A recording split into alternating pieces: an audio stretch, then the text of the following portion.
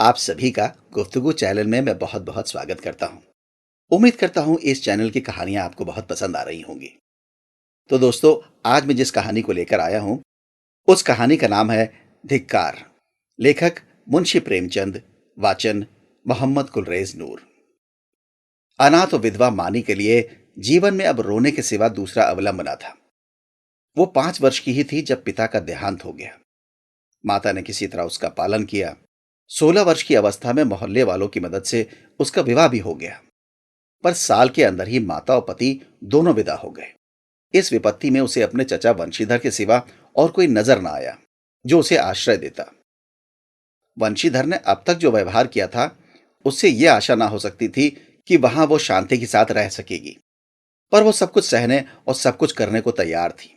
वो गाली, छिड़की, मारपीट सब सह लेगी। कोई उस पर संदेह तो ना करेगा, उस पर मिथ्या लांछन तो ना लगेगा। शोहदों और लुच्चों से तो उसकी रक्षा होगी। वंशीधर को कुल मर्यादा की कुछ चिंता हुई। मानी की याचना को अस्वीकार ना कर सके। लेकिन 2-4 महीने में ही मानी को मालूम हो गया कि इस घर में बहुत दिनों तक उसका निबाह ना होगा। वो घर का सारा काम करती, इशारों पर नाचती, सबको खुश रखने की कोशिश करती। पर ना जाने क्यों चचा और चची दोनों उससे जलते रहते। उसके आते ही महरी अलग कर दी गई। नहलाने धुलाने के लिए एक लौंडा था, उसे भी जवाब दे दिया गया। पर मानी से इतना उबार होने पर भी चचा और चची ना जाने क्यों उससे मुंह फुलाए रहते। कभी चचा घुड़कियां जमाते, कभी चची कोसती।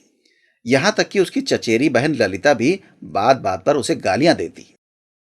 घर भर में केवल उसके चचेरे भाई गोकुल ही को उससे सहानुभूति थी। उसी की बातों में कुछ स्नेह का परिचय मिलता था। वो अपनी माता का स्वभाव जानता था। अगर वो उसे समझाने की चेष्टा करता या खुल्लम खुल्ला मानी का पक्ष लेता, तो मानी को एक घड़ी घर में रहना कठिन हो जाता। इसलिए उसकी सहानुभूति मानी ही को दिलासा देने तक रह जाती थी। वो उससे कहता, बहन, मुझे कहीं नौकर हो जाने दो, फिर तुम्हारे कष्टों का अंत हो जाएगा। तब देखूंगा कौन तुम्हें तिरछी आंखों से देखता है। जब तक पढ़ता हूं तभी तक तुम्हारे बुरे दिन हैं। मानी ये स्नेह में डूबी हुई बात सुनकर पुलकित हो जाती और उसका रोआ रोआ गोकुल को आशीर्वाद देने लगता। आज ललिता का विवाह है। सवेरे से ही मेहमानों का आना शुरू हो गया है। गहनों की झनकार से घर गूंज रहा है। मानी भी मेहमानों को देख देख कर खुश हो रही है। उसके देह पर कोई आभूषण नहीं है, न उसे सुंदर कपड़े ही दिए गए हैं, फिर भी उसका मुख प्रसन्न है। आधी रात हो गई थी। विवाह का मुहूर्त निकट आ गया था। जनवासे से चढ़ावे की चीजें आईं। सभी औरतें उत्सुक हो होकर उन चीजों को देखने लगी। ललिता को आभूषण पहनाए जाने लगे। मानी के हृदय में बड़ी इच्छा हुई कि जाकर वधु को देखें। अभी कल जो बालिका थी, उसे आज वधु वेश में देखने की इच्छा ना रोक सकी। वो मुस्कुराती हुई कमरे में घुसी। सहसा उसकी चाची ने झिड़क कर कहा, तुझे यहां किसने बुलाया था? निकल जा यहां से। मानी ने बड़ी बड़ी यातनाएं सही थी, पर आज की वो झिड़की उसके हृदय में बाण की तरह चुभ गई। उसका मन उसे धिक्कारने लगा। तेरे छिचोरेपन का यही पुरस्कार है। यहां सुहागिनों के बीच में तेरे आने की क्या जरूरत थी? वो खिसियाई हुई कमरे से निकली और एकांत में बैठकर रोने के लिए ऊपर जाने लगी। सहसा जीने पर उसकी इंद्रनाथ से मुठभेड़ हो गई। इंद्रनाथ गोकुल का सहपाठी और परम मित्र था। वो भी न्योते में आया हुआ था।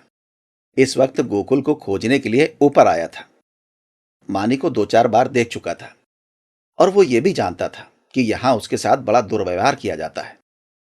चाची की बातों की भनक उसके कान में भी पड़ गई थी। मानी को ऊपर जाते देखकर वो उसके चित्त का भाव समझ गया और उसे सांत्वना देने के लिए ऊपर आया। मगर दरवाजा भीतर से बंद था। उसने किवाड़ की दरार से भीतर झांका। मानी मेज के पास खड़ी रो रही थी। उसने धीरे से कहा, मानी, द्वार खोल दो। मानी उसकी आवाज सुनकर कोने में छिप गई और गंभीर स्वर में बोली, क्या काम है? इंद्रनाथ ने गदगद स्वर में बोला, तुम्हारे पैरों पड़ता हूं मानी, खोल दो। यह स्नेह में डूबा हुआ विनय मानी के लिए अभूतपूर्व था।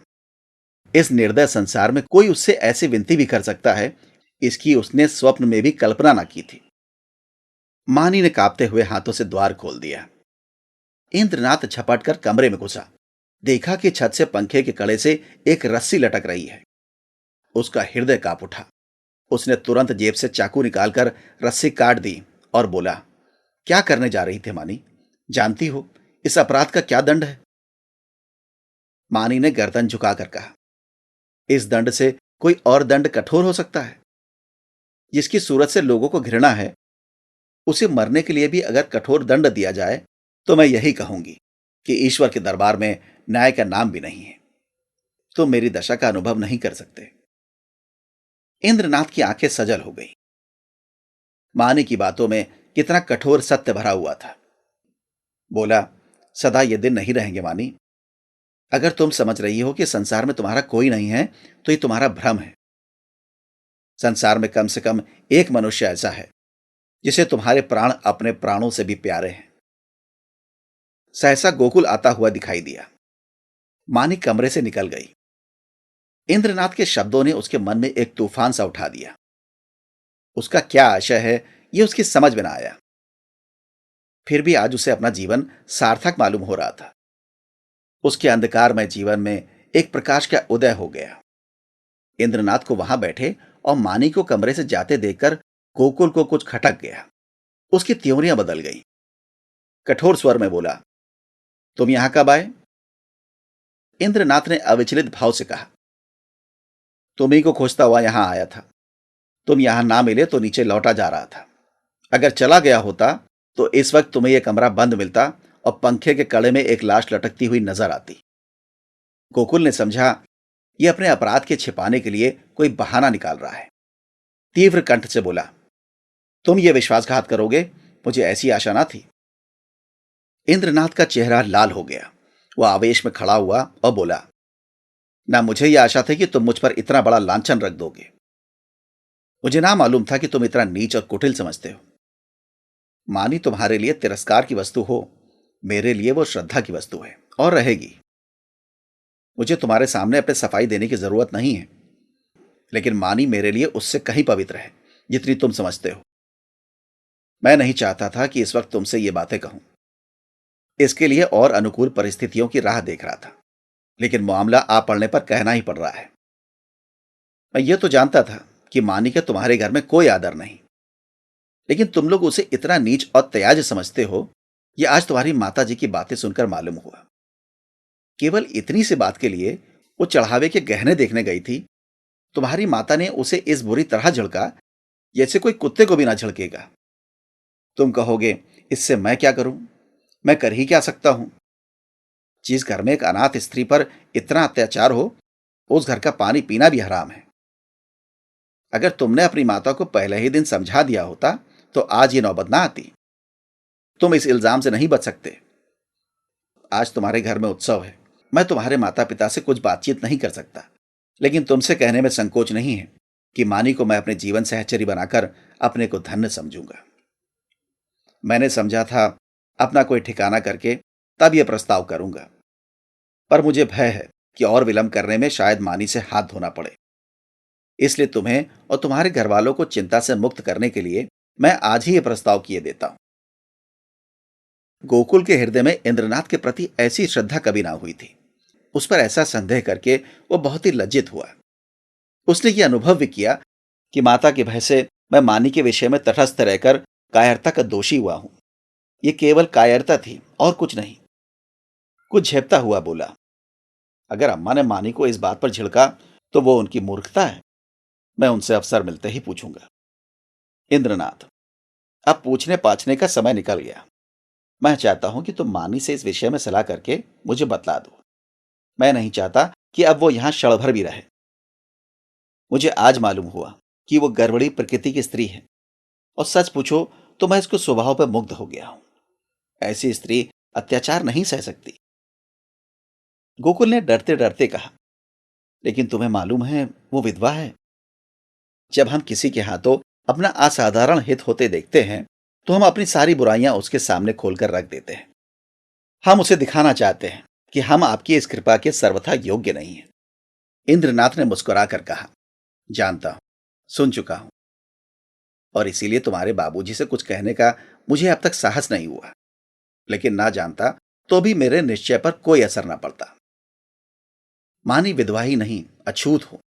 उससे भी गई बीती अगर कुछ हो सकती है, वो भी हो, फिर भी मेरे लिए वो रमणी रत्न है। हम छोटे छोटे कामों के लिए तजुर्बेकार आदमी खोजते हैं।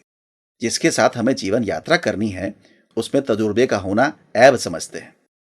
मैं न्याय का गला घोटने वाला नहीं हूं। विपत्ति से बढ़कर तजुर्बा सिखाने वाला कोई विद्यालय आज तक नहीं खुला। जिसने इस विद्यालय में डिग्री ले ली, उसके हाथों में हम निश्चिंत होकर जीवन की बागडोर दे सकते हैं। किसी रमणी का विधवा होना मेरी आंखों में दोष नहीं, गुण है। गोकुल ने पूछा, लेकिन तुम्हारे घर के लोग? इंद्रनाथ ने प्रसन्न होकर कहा, मैं अपने घर वालों को इतना मूर्ख नहीं समझता कि इस विषय में आपत्ति करें। लेकिन वो आपत्ति करें भी तो मैं अपनी किस्मत अपने हाथ में ही रखना पसंद करता हूं। मेरे बड़ों को मुझ पर अनेकों अधिकार हैं। बहुत सी बातों में मैं उनकी इच्छा को कानून समझता हूं, लेकिन जिस बात को मैं अपनी आत्मा के विकास के लिए शुभ समझता हूं, उसमें मैं किसी से दबरा नहीं चाहता। मैं इस गर्व का आनंद उठाना चाहता हूं कि मैं स्वयं अपनी जीवन का निर्माता हूं। गोकुल ने कुछ शंकित होकर कहा, और अगर मानी नामंजूर करे? इंद्रनाथ को यह शंका बिल्कुल निर्मूल जान पड़ी। बोले, तुम इस समय बच्चों की सी बातें कर रहे हो गोकुल। यह मानी हुई बात है कि मानी आसानी से मंजूर ना करेगी। वो इस घर में ठोकरें खाएगी, छिड़कियां सहेगी, गालियां सुनेगी, पर इसी घर में रहेगी। युगों के संस्कारों को मिटा देना आसान नहीं है, लेकिन हमें उसे राजी करना पड़ेगा। उसके मन से संचित संस्कारों को निकालना पड़ेगा। मैं विधवाओं के पुनर्विवाह के पक्ष में नहीं हूं। मेरा ख्याल है कि पतिव्रत का अलौकिक आदर्श संसार का अमूल्य रत्न है, और हमें बहुत सोच समझकर इस पर आघात करना चाहिए। लेकिन मानी के विषय में यह बात नहीं उठती। प्रेम और भक्ति नाम से नहीं, व्यक्ति से होती है। जिस पुरुष की उसने सूरत भी नहीं देखी, उससे प्रेम नहीं हो सकता। केवल रस्म की बात है। इस आडंबर की, इस दिखावे की हमें परवाह नहीं करनी चाहिए। देखो, शायद कोई तुम्हें बुला रहा है। मैं भी जा रहा हूं। 2-3 दिन में फिर मिलूंगा। मगर ऐसा ना हो कि तुम संकोच में पड़कर सोचते विचारते रह जाओ और दिन निकलते चले जाएं। गोकुल ने उसके गले में हाथ डालकर कहा, मैं परसों खुद ही आऊंगा। बारात विदा हो गई थी। मेहमान भी रुखसत हो गए थे। रात के 9 बज गए थे। विवाह की बात की नींद मशहूर है। घर के सभी लोग सरे शाम से सो रहे थे। कोई चारपाई पर, कोई तख्त पर, कोई जमीन पर। जिसे जहां जगह मिल गई वहीं सो रहा था। केवल मानी घर की देखभाल कर रही थी, और ऊपर गोकुल अपने कमरे में बैठा हुआ समाचार पढ़ रहा था। सहसा गोकुल ने पुकारा, मानी, एक गिलास ठंडा पानी तो लाना, प्यास लगी है। मानी पानी लेकर ऊपर गई और मेज पर पानी रखकर लौटना ही चाहती थी कि गोकुल ने कहा, जरा ठहरो मानी, तुमसे कुछ कहना है। मानी ने कहा, अभी फुर्सत नहीं भाई, सारा घर सो रहा है। कहीं कोई घुस आए तो लोटा थाली में ना बचे। गोकुल ने कहा, घुस आने दो। मैं तुम्हारी जगह होता तो चोरों से मिलकर चोरी करवा देता। मुझे इसी वक्त इंद्रनाथ से मिलना है। मैंने उससे आज मिलने का वचन दिया है। देखो, संकोच मत करना। जो बात पूछ रहा हूं उसका जल्द उत्तर देना। देर होगी तो वो घबराएगा। इंद्रनाथ को तुमसे प्रेम है, ये तुम जानती हो ना? मानी ने मुंह फेर कर कहा, यही बात कहने के लिए मुझे बुलाया था। मैं कुछ नहीं जानती। गोकुल, खैर, ये वो जाने और तुम जानो। वो तुमसे विवाह करना चाहता है। वैदिक रीति से विवाह होगा। तुम्हें स्वीकार है? मानी की गर्दन शर्म से झुक गई। वो कुछ जवाब ना दे सकी। गोकुल ने फिर कहा, दादा और अम्मा से यह बात नहीं कही गई। इसका कारण तुम जानती ही हो। वो तुम्हें घुड़कियां दे देकर, जला जलाकर चाहे मार डाले, पर विवाह करने की सम्मति कभी नहीं देंगे। इससे उनकी नाक कट जाएगी। इसलिए अब इसका निर्णय तुम्हारा ही ऊपर है। मैं तो समझता हूं तुम्हें स्वीकार कर लेना चाहिए। इंद्रनाथ तुमसे प्रेम करता ही है। यूं भी निष्कलंक चरित्र का आदमी और बला का दिलेर है। भय तो उसे छू ही नहीं गया। तुम्हें सुखी देखकर मुझे सच्चा आनंद होगा। मानी के हृदय में एक वेग उठ रहा था, पर मुंह से आवाज न निकली। गोकुल ने अपनी खींच कर कहा, देखो मानी, ये चुप रहने का समय नहीं है। क्या सोचती हो? मानी ने कांपते स्वर में कहा, हां। गोकुल के हृदय का बोझ हल्का हो गया। मुस्कुराने लगा। मानी शर्म के मारे वहां से भाग गई। शाम को गोकुल ने अपनी मां से कहा, इंद्रनाथ के घर आज कोई उत्सव है। उसकी माता अकेले घबरा रही थी कि कैसे सब काम होगा। मैंने कहा, मैं मानी को कल भेज दूंगा। तुम्हारी आज्ञा हो तो मानी को पहुंचा दूं, कल परसों तक चली आएगी। मानी उसी वक्त वहां आ गई। गोकुल ने उसकी ओर कनखियों से देखा। मानी लज्जा से गड़ गई। भागने का रास्ता ना मिला। मां ने कहा, मुझसे क्या पूछते हो, वो जाए तो ले जाओ। गोकुल ने मानी से कहा, कपड़े पहनकर तैयार हो जाओ, तुम्हें इंद्रनाथ के घर चलना है। मानी ने आपत्ति की, मेरा जी अच्छा नहीं है, मैं ना जाऊंगी। गोकुल की मां ने कहा, चली क्यों नहीं जाती, क्या वहां कोई पहाड़ खोदना है। मानी एक सफेद साड़ी पहनकर तांगे पर बैठी तो उसका हृदय कांप रहा था और बार बार आंखों में आंसू भर आते थे। उसका हृदय बैठा जाता था, मानो नदी में डूबने जा रही हो। तांगा कुछ दूर निकल गया तो उसने गोकुल से कहा, भैया, मेरा जी ना जाने कैसा हो रहा है, घर चलो, तुम्हारे पैर पड़ती हूं। गोकुल ने कहा, तू पागल है, वहां सब तेरी राह देख रहे हैं और तू कहती है लौट चलो। मानी, मेरा मन कहता है कोई अनिष्ट होने वाला है। गोकुल, और मेरा मन कहता है तू रानी बनने जा रही है। मानी, 10-5 दिन ठहर क्यों नहीं जाते, कह देना मानी बीमार है। गोकुल, पागलों किसी बातें ना करो। मानी, लोग कितना हंसेंगे। गोकुल, मैं शुभ कार्य में किसी की हंसी की परवाह नहीं करता। मानी, अम्मा तुम्हें घर में घुसने ना देंगी, मेरे कारण तुम्हें भी झिड़कियां मिलेंगी। गोकुल, इसकी कोई परवाह नहीं है, उनकी तो यह आदत ही है। तांगा पहुंच गया। इंद्रनाथ की माता विचारशील महिला थी। उन्होंने आकर वधु को उतारा और भीतर ले गईं। गोकुल वहां से घर चला तो 11 बज रहे थे। एक ओर तो शुभ कार्य के पूरा होने का आनंद था, दूसरी ओर भय था कि कल मानी ना जाएगी तो लोगों को क्या जवाब दूंगा। उसने निश्चय किया, चलकर साफ साफ कह दूं, छिपाना व्यर्थ है। आज नहीं कल, कल नहीं परसों तो सब कुछ कहना ही पड़ेगा। आज ही क्यों ना कह दूं। यह निश्चय करके वो घर में दाखिल हुआ। माता ने किवाड़ खोलते हुए कहा, इतनी रात तक क्या करने लगे, उसे भी क्यों ना लेते आए, कल सवेरे चौका बर्तन कौन करेगा। गोकुल ने सिर झुकाकर कहा, वो तो अब शायद लौट कर ना आए अम्मा, उसके वहीं रहने का प्रबंध हो गया है। माता ने आंखें फाड़कर कहा, क्या बकता है, भला वो वहां कैसे रहेगी। गोकुल, इंद्रनाथ से उसका विवाह हो गया है। माता मानो आकाश से गिर पड़ी। उन्हें कुछ सुध ना रही कि मेरे मुंह से क्या निकल रहा है। कुलंगार, भड़वा, हरामजादा, ना जाने क्या क्या कहा। यहां तक कि गोकुल का धैर्य चरम सीमा का उल्लंघन कर गया। उसका मुंह लाल हो गया, त्योरियां चढ़ गई। बोला, अम्मा बस करो, अब मुझ में इससे ज्यादा सुनने की सामर्थ्य नहीं है। अगर मैंने कोई अनुचित कर्म किया होता तो आपकी जूतियां खाकर भी सिर ना उठाता, मगर मैंने कोई अनुचित कर्म नहीं किया। मैंने वही किया जो ऐसी दशा में मेरा कर्तव्य था और जो हर एक भले आदमी को करना चाहिए। तुम मूर्खा हो, तुम्हें नहीं मालूम कि समय की क्या प्रगति है, इसलिए अब तक मैंने धैर्य के साथ तुम्हारी गालियां सुनी। तुमने, और मुझे दुख के साथ कहना पड़ता है कि पिताजी ने भी मानी के जीवन को नारकीय बना दिया था। तुमने उसे ऐसी ऐसी ताड़नाएं दी जो कोई अपने शत्रु को भी ना देगा। इसलिए ना कि वो तुम्हारी आश्रित थी, इसलिए ना कि वो एक अनाथिनी थी, अब वो तुम्हारी गालियां खाने ना आवेगी। जिस दिन तुम्हारे घर विवाह का उत्सव हो रहा था, तुम्हारे ही एक कठोर वाक्य से आहत होकर वो आत्महत्या करने जा रही थी।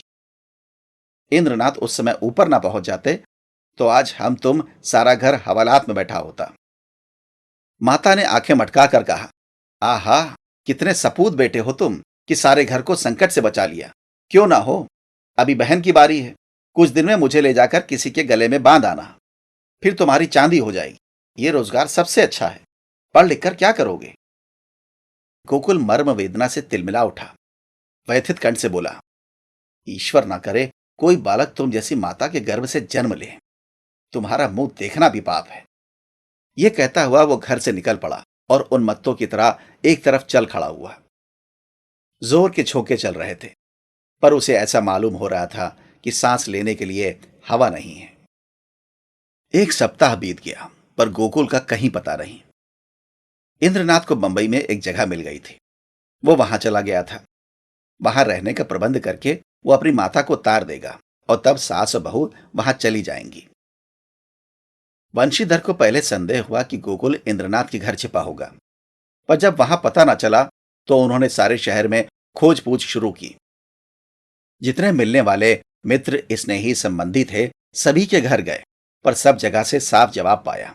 दिन भर दौड़ धूप कर शाम को घर आते तो स्त्री को आड़े हाथों लेते और कोसो लड़के को, पानी पी पी कर कोसो, ना जाने तुम्हें कभी बुद्धि आएगी भी या नहीं। गई थी चुड़ैल, जाने देती, एक बोझ सिर से टला, एक मेहरी रख लो, काम चल जाएगा। जब वो ना थी तो घर क्या भूखों मरता था।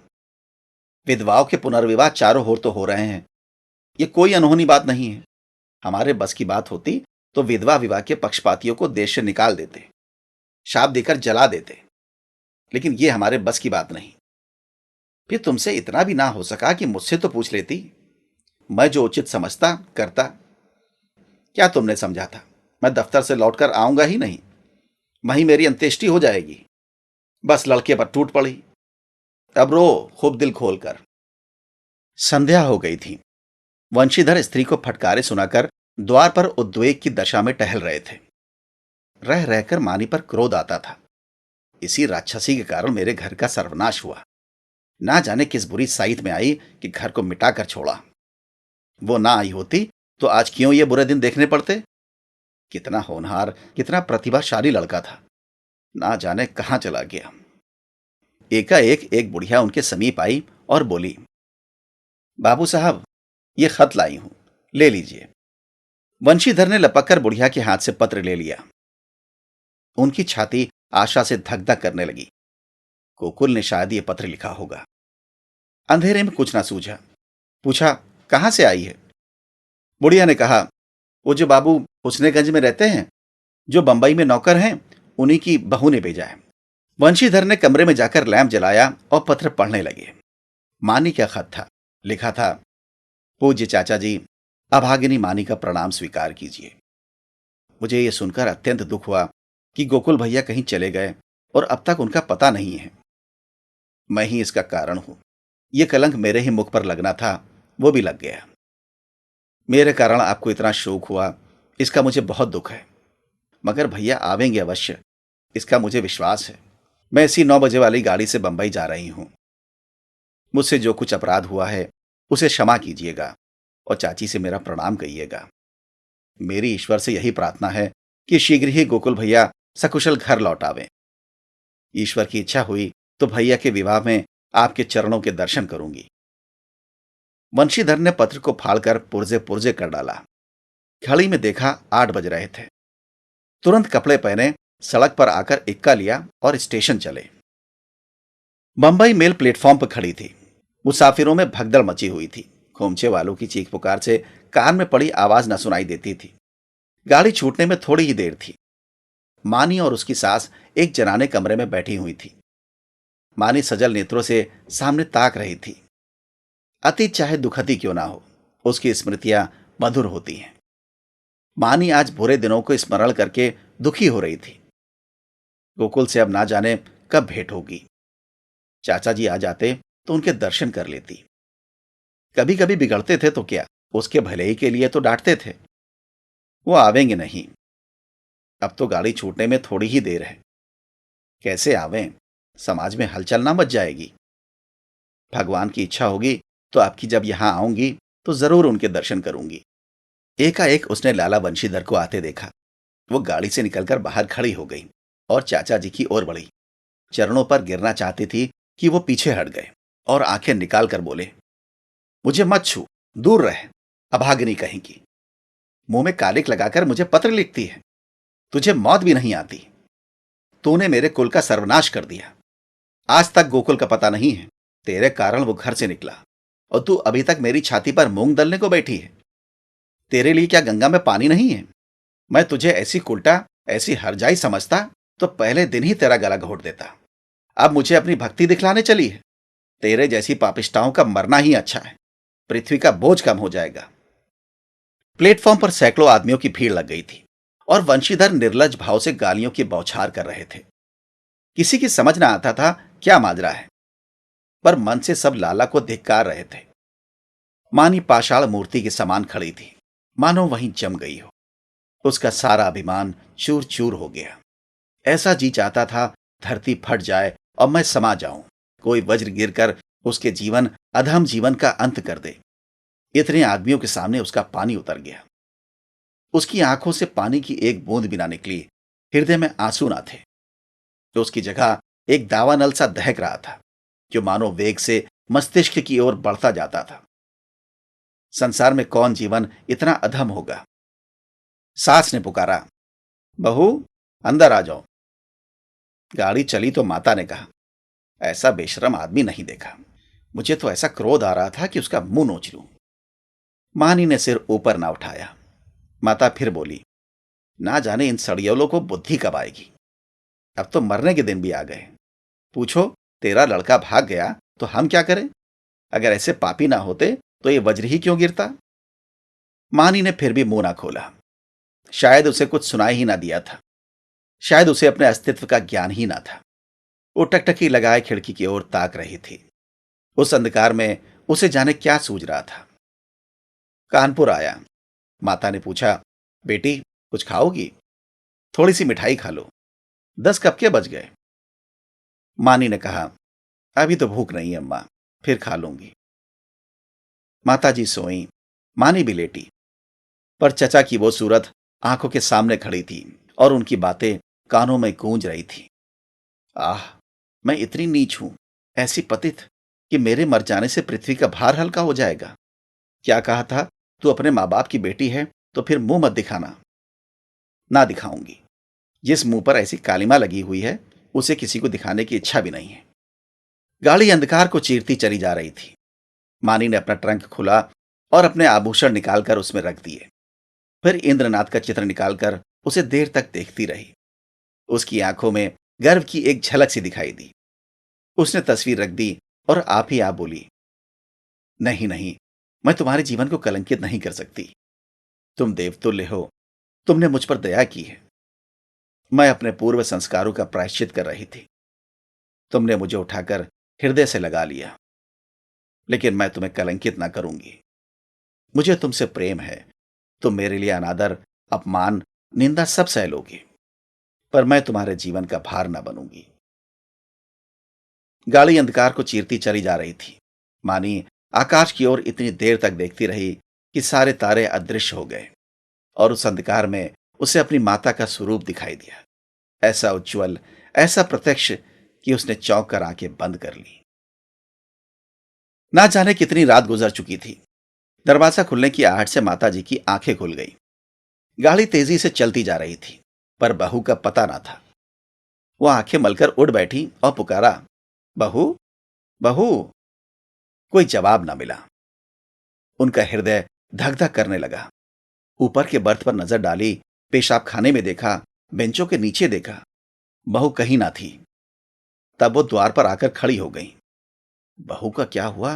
ये द्वार किसने खोला? कोई गाड़ी में तो नहीं आया? उनका जी घबराने लगा। उन्होंने किवाड़ बंद कर दिया और जोर जोर से रोने लगी। किससे पूछें? टाक गाड़ी अब ना जाने कितनी देर में रुकेगी। कहती थी, बहू मर्दानी गाड़ी में बैठे, पर मेरा कहना ना माना। कहने लगी, अम्मा जी, आपको सोने की तकलीफ होगी। यही आराम दे गई। सहसा उसे खतरे की जंजीर याद आई। उसने जोर जोर से कई बार जंजीर खींची। कई मिनट के बाद गाड़ी रुकी।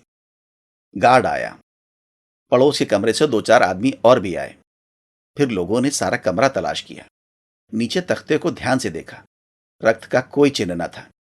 असबाब की जांच की। बिस्तर, संदूक, संदूकची, बर्तन सब मौजूद थे। ताले भी सब बंद थे। कोई चीज गायब न थी। अगर बाहर से कोई आदमी आता तो चलती गाड़ी से जाता कहां? एक स्त्री को लेकर गाड़ी से कूद जाना असंभव था। सब लोग इन लक्षणों से इस नतीजे पर पहुंचे कि मानी द्वार खोलकर बाहर झांकने लगी होगी और मुठियां हाथ से छूट जाने के कारण गिर पड़ी होगी। गार्ड भला आदमी था। उसने नीचे उतरकर 1 मील तक उसने नीचे उतरकर 1 मील तक सड़क के दोनों तरफ तलाश किया। मानी का कोई निशान न था। रात को इससे ज्यादा और क्या किया जा सकता था। माता जी को कुछ लोग आग्रहपूर्वक एक मर्दाने डब्बे में ले गए। यह निश्चय हुआ कि माता जी अगले स्टेशन पर उतर पड़े और सवेरे इधर उधर दूर तक देखभाल की जाए। विपत्ति में हम परमुखापेक्षी हो जाते हैं। माता जी कभी इसका मुंह देखती, कभी उसका। उनकी याचना से भरी हुई आंखें मानो सबसे कह रही थी, कोई मेरी बच्ची को खोज क्यों नहीं लाता। हाय, अभी तो बेचारी की चुंदरी भी नहीं मैली हुई, कैसे कैसे साधों और अरमानों से भरी पति के पास जा रही थी। कोई उस दुष्ट वंशीधर से जाकर कहता क्यों नहीं, ले तेरी मनोभिलाषा पूरी हो गई, जो तू चाहता था वो पूरा हो गया, क्या अब भी तेरी छाती नहीं जुड़ाती। वृद्धा बैठी रो रही थी और गाड़ी अंधकार को चीरती चली जाती थी। रविवार का दिन था। संध्या समय इंद्रनाथ 2-3 मित्रों के साथ अपने घर की छत पर बैठा हुआ था। आपस में हास परिहास हो रहा था। मानी का आगमन इस परिहास का विषय था। एक मित्र बोले, क्यों इंद्र, तुमने तो वैवाहिक जीवन का कुछ अनुभव किया है, हमें क्या सलाह देते हो? बनाए कहीं घोंसला या यूं ही डालियों पर बैठे बैठे दिन काटें? पत्र पत्रिकाओं को देखकर तो यही मालूम होता है कि वैवाहिक जीवन और नरक में कुछ थोड़ा सा ही अंतर है। इंद्रनाथ ने मुस्कुरा कर कहा, यह तो तकदीर का खेल है भाई, 16 आनो तकदीर का। अगर एक दशा में वैवाहिक जीवन नरक तुल्य है तो दूसरी दशा में स्वर्ग से कम नहीं। दूसरे मित्र बोले, इतनी आजादी तो भला क्या रहेगी? इंद्रनाथ, इतनी क्या, इसका शतांश भी ना रहेगी। अगर तुम रोज सिनेमा देखकर 12 बजे लौटना चाहते हो, 9 बजे सोकर उठना चाहते हो और दफ्तर से 4 बजे लौटकर ताश खेलना चाहते हो, तो तुम्हें विवाह करने से कोई सुख ना होगा। और जो हर महीने सूट बनवाते हो, तब शायद साल भर में भी ना बनवा सको। श्रीमती जी तो आज रात की गाड़ी से आ रही हैं। हाँ, मेल से। मेरे साथ चलकर उन्हें रिसीव करोगे ना? यह भी पूछने की बात है, अब घर कौन जाता है, मगर कल दावत खिलानी पड़ेगी। सहसा तार के चपरासी ने आकर इंद्रनाथ के हाथ में तार का लिफाफा रख दिया। इंद्रनाथ का चेहरा खिल उठा, झट तार खोलकर पढ़ने लगा। एक बार पढ़ते ही उसका हृदय धक हो गया, सांस रुक गई और सिर घूमने लगा। आंखों की रोशनी लुप्त हो गई, जैसे विश्व पर काला पर्दा पड़ गया हो। उसने तार को मित्रों के सामने फेंक दिया और दोनों हाथों से मुंह ढांपकर फूट फूट कर रोने लगा। दोनों मित्रों ने घबराकर तार उठा लिया और उसे पढ़ते ही हद बुद्धि से हो दीवार की ओर ताकने लगे। क्या सोच रहे थे और क्या हो गया? तार में लिखा था, मानी गाड़ी से कूद पड़ी, उसकी लाश लालपुर से 3 मील पर पाई गई। मैं लालपुर में हूं, तुरंत आओ। एक मित्र ने कहा, किसी शत्रु ने झूठी खबर ना भेज दी हो?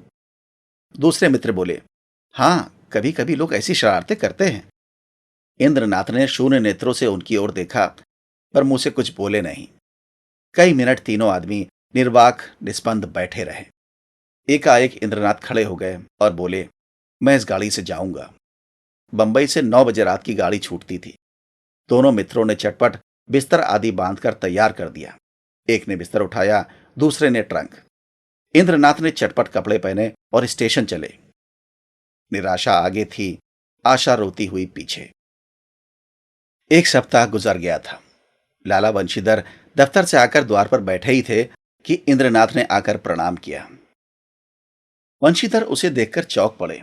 उसके अनपेक्षित आगमन पर नहीं, उसकी विकृत दशा पर मानो वीतराग शोक सामने खड़ा हो, मानो कोई हृदय से निकली हुई आह मूर्तिमान हो गई हो। वंशीधर ने पूछा, तुम तो बंबई चले गए थे ना? इंद्रनाथ ने जवाब दिया, जी हां, आज ही आया हूं। वंशीधर ने तीखे स्वर में कहा, गोकुल को तो तुम ले बीते? इंद्रनाथ ने अपनी अंगूठी की ओर ताकते हुए कहा, वो मेरे घर पर है। वंशीधर के उदास मुख पर हर्ष का प्रकाश दौड़ गया। बोले, तो यहां क्यों नहीं आए? तुमसे कहां उसकी भेंट हुई? क्या बंबई चला गया था? जी नहीं, कल मैं गाड़ी से उतरा तो स्टेशन पर मिल गए। तो जाकर लिवा लाओ ना।